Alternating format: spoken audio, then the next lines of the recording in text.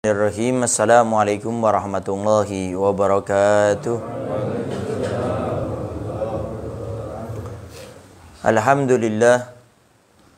Alhamdulillahi rabbil alamin. Wassalatu wassalamu ala asyrafil anbiya'i wa mursalin sayyidina wa habibina wa syafi'ina wa qurrati a'yunina wa nuri qulubina Muhammad Habibi Rabbil Alamin wa ala alihi wa sahbihi ajma'in. Allahumma salli wa sallim ala sayyidina Muhammad tibbil qulub wa dawaiha wa afiyatil abdani wa shifaiha wa nuril absari wa diyaiha wa kutil arwah wa gidaiha wa ala alihi wa sahbihi wa sallim. Allahumma ja'al sayyirati khairan minal niyati wajal ala niyati salihah, amma ba'du. Al-mukarram wal-muhtaram yang sama-sama kita muliakan dan kita hormati selalu, para alim, para ulama, para asatidah, penyambung lisan sekaligus penerus perjuangan Nabi kita Muhammad sallallahu alaihi wa ala alihi wasallam, yang kita doakan selalu mudah-mudahan para ustadz, para kiai, para ulama, para habaib kita diberikan panjang umur oleh Allah dalam keadaan sehat walafiat. Allah subhanahu wa ta'ala berikan kemudahan kepada beliau, baik itu urusan dunia maupun urusan akhiratnya. Allah subhanahu wa ta'ala jauhkan beliau-beliau semuanya daripada fitnah yang terjadi di akhir zaman ini, insyaallah. Amin. Amin ya rabbal alamin.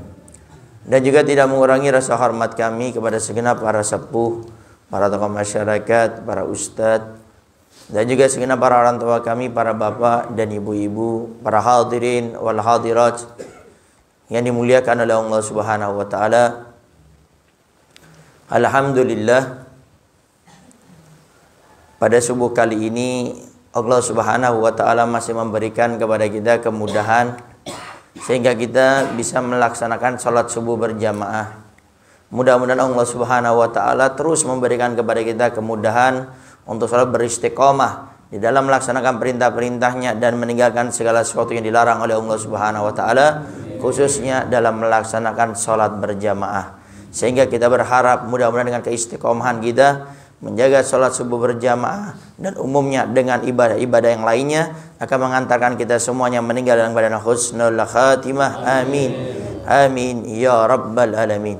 Para hadirin wal hadirat yang dimuliakan oleh Allah subhanahu wa ta'ala, ancaman bagi orang yang berbohong itu langsung Nabi Muhammad SAW sudah pernah menegaskan akan diberikan ancaman dengan siksa di nerakanya Allah subhanahu wa ta'ala. Nabi Muhammad sallallahu alaihi wasallam mensabdakan, innal kadiba yahdi ilal fujur wa innal fujur yahdi ilan nar. Kata Nabi dalam hadisnya, orang yang berdusta, berbohong, itu akan mengantar orang tersebut kepada kemaksiatan, kepada sesuatu yang dibenci oleh Allah subhanahu wa ta'ala. Kemudian sesuatu tersebut akan mengantar kepada siksa di nerakanya Allah subhanahu wa ta'ala. Jadi dalam hadis ini Nabi membarangkan dosa yang sudah pasti berbohong adalah satu kemaksiatan, sesuatu yang dilarang oleh Allah subhanahu wa ta'ala. Tapi setelah itu Nabi barangkan setelah kemaksiatan tidak cukup sampai di situ. Tapi Nabi barangkan setelah orang itu berbohong mendapatkan dosa, maka dosa itu akan mengantarkan kepada neraka. Jadi kalau seandainya berbohong itu cuma levelnya di dosa saja, Nabi tidak lanjutkan. Tapi Nabi lanjutkan, wa innal kadiba yahdi ilal fujur wa innal fujur yahdi ilan nar. Sehingga Nabi tidak katakan dosa itu, berbohong itu adalah dosa, selesai, titik, enggak. Tapi Nabi lanjutkan lagi, dan setiap kebohongan maksiat dosa itu bisa mengantarkan kepada nerakanya Allah subhanahu wa ta'ala. Makanya pada pertemuan lalu kita sudah pernah bahaskan bahwasanya orang mukmin itu tidak akan berdusta, karena dia selalu merasa dipantau oleh Allah subhanahu wa ta'ala. Dan orang yang berdusta, berbohong ini, dia merasa tidak dipantau oleh Allah subhanahu wa ta'ala, bisa dikategorikan orang tersebut dikhawatirkan akhir hidupnya tidak beriman kepada Allah subhanahu wa ta'ala. Karena dia merasa tidak dipantau oleh Allah Subhanahu wa taala, merasa tidak dilihat. Dan orang yang bermaksiat, kata Habib Abdullah bin Ali bin Muhammad Al-Haddad dalam kitabnya Risalatul Mu'awanah, kata beliau, kalau ada orang berbuat maksiat, berbuat dosa, dia meyakini dirinya dilihat oleh Allah dengan dosanya, fawa mustazi billah. Dia ini orang yang menghina Allah, meledek Allah. Sudah tahu bermaksiat dilihat sama Allah. Sudah tahu berbuat kejelekan, Allah menyaksikannya. Kok tetap berbuat dosa? Maka orang itu adalah menghina Allah dengan dosanya. Tapi kata Habib Al-Haddad selanjutnya, orang yang bermaksiat, melakukan dosa, merasa dosa yang dia lakukan tidak dilihat oleh Allah Subhanahu wa taala, maka kata Habib Abdullah Haddad ditakutkan orang tersebut meninggal tidak membawa imannya. Dan orang yang berdusta ini, Nabi katakan bisa mengakibatkan kepada neraka karena dia merasa dirinya itu tidak dilihat oleh Allah Subhanahu wa taala, atau dia merasa dilihat tapi dia terus bermaksiat. Makanya berdosa ini yang pertama ancamannya bukan hanya suatu dosa saja berbohong ini, tapi mengantarkan kepada nerakanya Allah Subhanahu wa taala. Kemudian yang kedua, ancaman bagi orang yang berdusta, Nabi golongkan mereka dengan orang-orang munafik. Sedangkan dalam beberapa ayat dan hadis dijelaskan orang munafik itu letaknya fi darkil asfali minan nar. Orang-orang munafik itu letaknya di neraka Allah yang paling bawah. Jadi kalau istilah kita ini memasak kayu bakar, itu yang di bawah itu, membakar kayu bakar itu yang paling cepat hangus kosong, ya paling di bawah, bukan yang paling atas. Dan orang yang suka berbohong ini Nabi kategorikan sebagai orang munafik. Dalam hadis Nabi sabdakan, ayatul munafik thalatha. Tanda-tanda orang yang dikategorikan di hari kiamat, digolongkan orang-orang munafik itu ada 3. Yang pertama kata Nabi, idza hadatsa kadaba. Kalau berbicara selalu bohong. Wa idza wa'ada akhlafa. Kalau janji selalu ingkar, enggak pernah menepati. Wa idza tumina khana. Kalau diberikan amanah selalu berkhianat. Idza hadatsa kadaba. Kalau dia berbicara selalu berbohong. Nah, orang-orang yang seperti ini Nabi langsung yang menyampaikan akan digolongkan bersama orang-orang munafik. Dan orang munafik letaknya bukan cuma di neraka yang biasa, tapi fi darkil asfali minan nar. Nerakanya itu yang paling bawah. Nah, sehingga jangan sampai kita berbohong, karena Nabi kategorikan termasuk orang munafik. Kemudian efek sosial. Sekarang bagaimana efeknya kepada orang kalau kita berbohong? Kepada orang, kata para ulama, termasuk efek yang akan terjadi kalau kita berbohong tidak akan dipercaya oleh orang. Makanya kata para ulama, kalau orang sudah berbohong sekali tidak akan berhenti dia. Dia akan ketagihan bohong yang kedua. Setelah bohong yang kedua, dia akan ketagihan bohong lagi yang ketiga. Sehingga jangan membiasakan diri berbohong gara-gara dirinya itu tidak ingin untuk dianggap orang yang tidak baik. Artinya kalau kita berbuat salah, maka sadari itu kesalahan. Jangan malah kita menutupinya dengan berdusta. Karena kita sudah bahas juga orang yang lari dari masalah tidak menyelesaikan masalah, tapi akan menimbulkan masalah yang baru.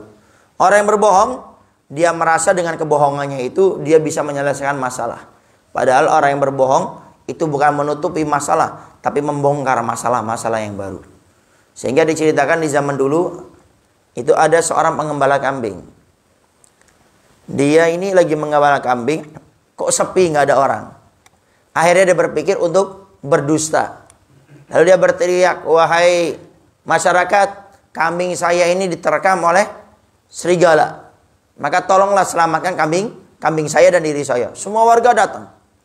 Kalau datang dilihat, mana serigalanya? Kalian semuanya saya bohongi. Di hari pertama dia berbohong. Di hari kedua dia mengembala kambing seperti biasa di tempat yang sama. Dia berteriak lagi. Warga kumpul lagi, mana serigalanya? Lalu pengembala kambing mengatakan, aku berbohong kepada kalian. Ternyata yang ketiga, lagi dia mengembala kambing, ternyata muncul rombongan serigala. Lalu dia berteriak-teriak, wahai masyarakat, warga, tolong selamatkan kambing saya dan diri saya. Ada serigala. Lalu masyarakat mengatakan, paling orang itu juga berbohong lagi. Sudah tidak usah kita datang ke sana. Sampai akhirnya kambingnya semuanya habis dengan serigala. Dan Allah berikan ketetapkan ini orang tidak sampai mati, diselamatkan oleh Allah Subhanahu wa taala. Lalu dia datang kepada warga, mencaci maki warga. Saya teriak-teriak ada serigala, Saya tidak percaya karena kamu kemarin sudah berbohong kepada kita semuanya. Nah, maka ini efek yang harus kita perhatikan. Jadi jangan sampai kita berbohong kepada orang karena itu penyakit yang menagih. Artinya akan terus orang itu berbohong. Dan efek dalam kehidupan kita bermasyarakat, masyarakat tidak mau percaya kepada kita. Makanya jangan sampai kita ini berbohong dengan satu perkara untuk menutupi kita punya aib. Padahal itu berbohong tidak menyelesaikan masalah, tapi akan menimbulkan masalah yang baru. Itu masalah mungkin tertutup pada saat itu, suatu saat akan terbongkar dan kita yang malu. Dan itu bisa membongkar daripada perkara-perkara yang lainnya. Para hadirin wal hadirat yang dimuliakan oleh Allah Subhanahu wa taala, mungkin itu saja yang bisa Al-Bagir sampaikan dengan kaitan tema tentang masalah ancaman orang yang berbohong. Mudah-mudahan Allah Subhanahu wa taala jauhkan kita semuanya daripada berbohong dan berdusta, dan mudah-mudahan Allah Subhanahu wa taala menjaga lidah kita daripada berdusta, dan ucapan-ucapan yang Allah keluarkan daripada lidah kita adalah ucapan-ucapan yang baik yang dicatat oleh Allah sebagai amal kebaikan. Dan mudah-mudahan dengan lidah ini Allah Subhanahu wa taala mengantarkan kita kepada surganya, dan Allah jauhkan kita daripada lidah ini mengantarkan kepada nerakanya Allah Subhanahu wa taala. Itu saja yang bisa Al-Bagir sampaikan, kurang lebihnya Al-Bagir minta maaf dan mohon doanya selalu. Akhirul kalam. Assalamualaikum warahmatullahi wabarakatuh.